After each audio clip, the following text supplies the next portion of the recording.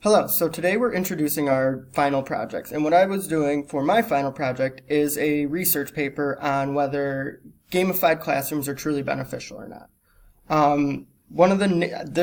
As you can see right here, this is my list of some of the references I found. One of the names that pops up a lot is J.P. Gee, or James Paul Gee, just to give you an image of him. This is James Paul Gee, and this is one of his books, one of the most beneficial books in terms of understanding what my topic is.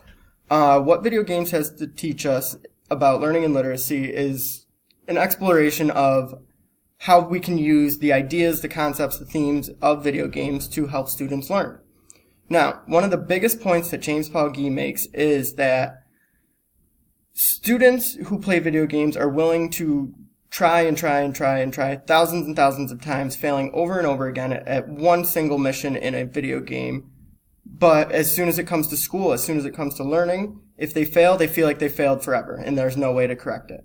His goal was to identify a link between these two.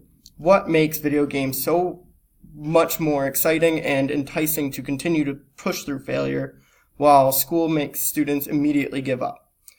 So, what I've been doing is I've been reading through a couple of his books. I'll bring up my literacy. So another one of his books is The Anti-Education Era, Creating Smarter Students Through Digital Learning. So in this book, one of the main topics that he explores is that our concepts of education are flawed and they are archaic and need to be updated.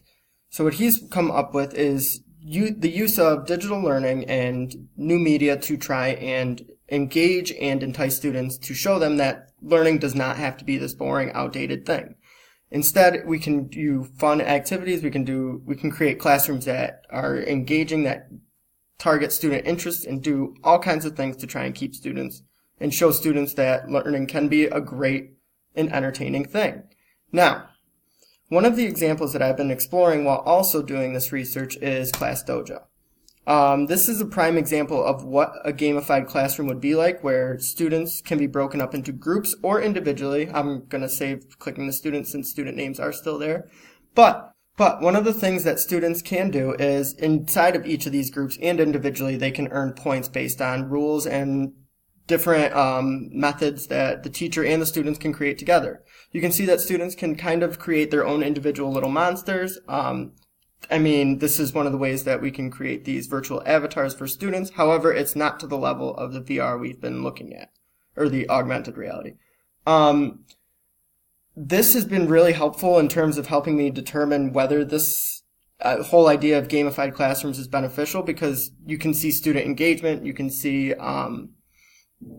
student care and entertainment by being in the classroom skyrocket as they feel like they have a purpose in a way that they can each individually or as a group earn points to try and earn different rewards.